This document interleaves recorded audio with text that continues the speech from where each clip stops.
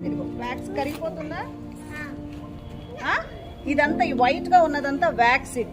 ఈ వ్యాక్స్ ఉండటం వల్ల ఈ వ్యాక్స్ ఎంతసేపు ఉంటుందో అంతసేపు ఈ లైట్ వెలుగుతానే ఉంటుంది. వ్యాక్స్ చూడండి, వ్యాక్స్ కరిగిపోతుందా? కరుగుతుందా? This is your teacher. Teacher తన ఎనర్జీ, తన నాలెడ్జ్, తన స్ట్రెంగ్త్, తన టైం, తన ఎమోషన్స్, ఎవ్రీథింగ్ తెచ్చి ది బెస్ట్గా పిల్లలకి ఇవ్వటానికి చూస్తారు టీచర్. అయితే టీచర్కి చూడండి వ్యాక్స్ ఎలా కరిగిపోతుంది.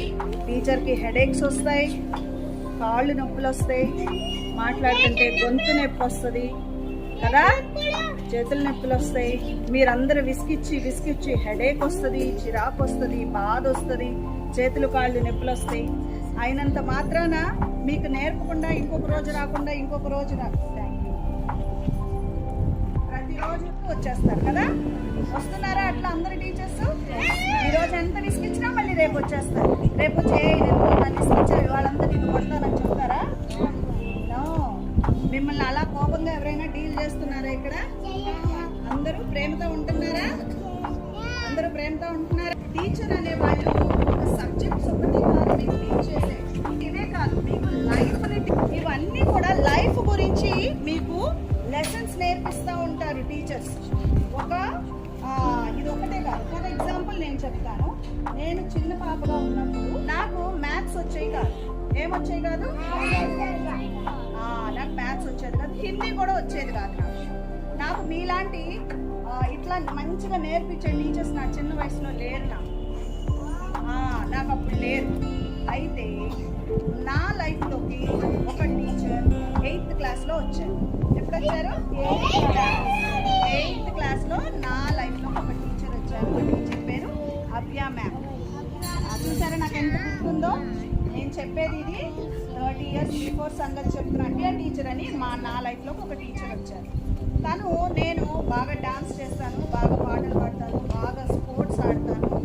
ఓకే, చదువులో మటుకి మ్యాథ్స్ హిందీ వచ్చేది కాదు, ఫిజిక్స్ కెమిస్ట్రీ వచ్చేది కాదు, సోషల్ ఇంగ్లీష్ ఒకటే చదివేదాన్ని.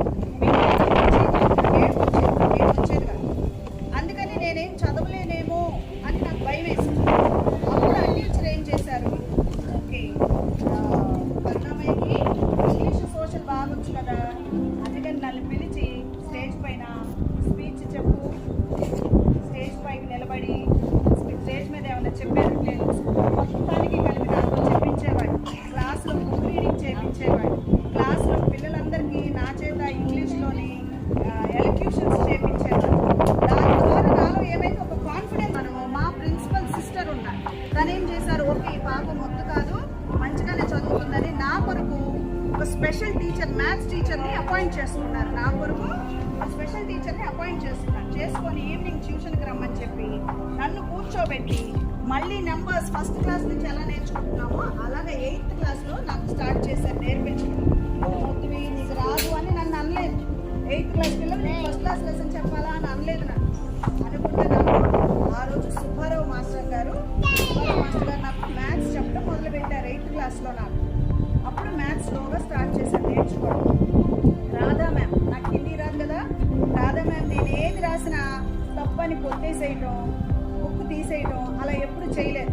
ఇట్స్ ఓకే కరుణామయ్య, చదవగలను, రాయగలను, no problem.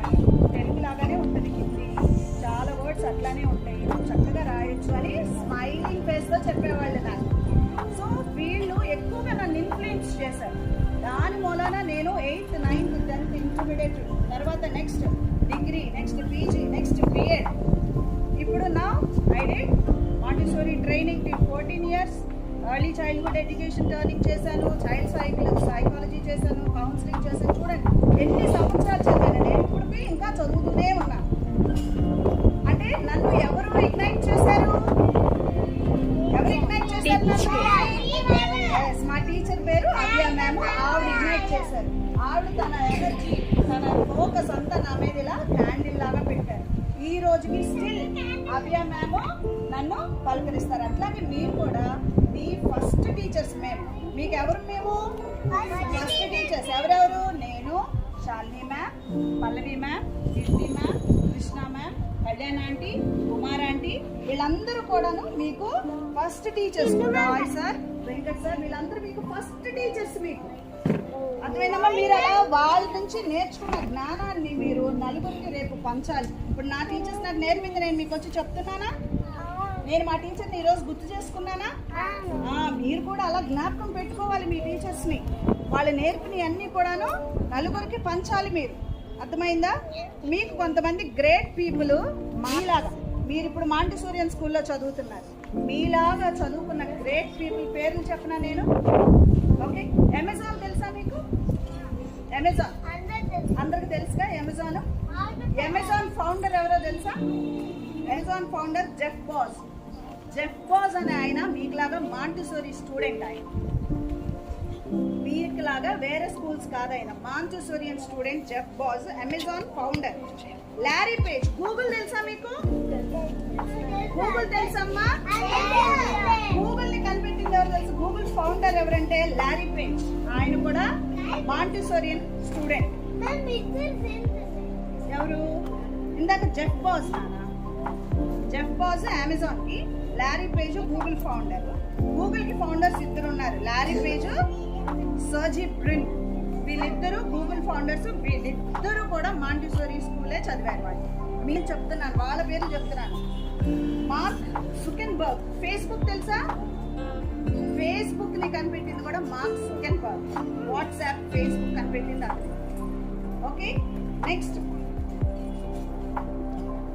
Famous singer world లో టైలర్ స్విఫ్ట్, యానీ ఫ్రాంక్. తిను వచ్చేసి యంగ్ డైరీస్ట్.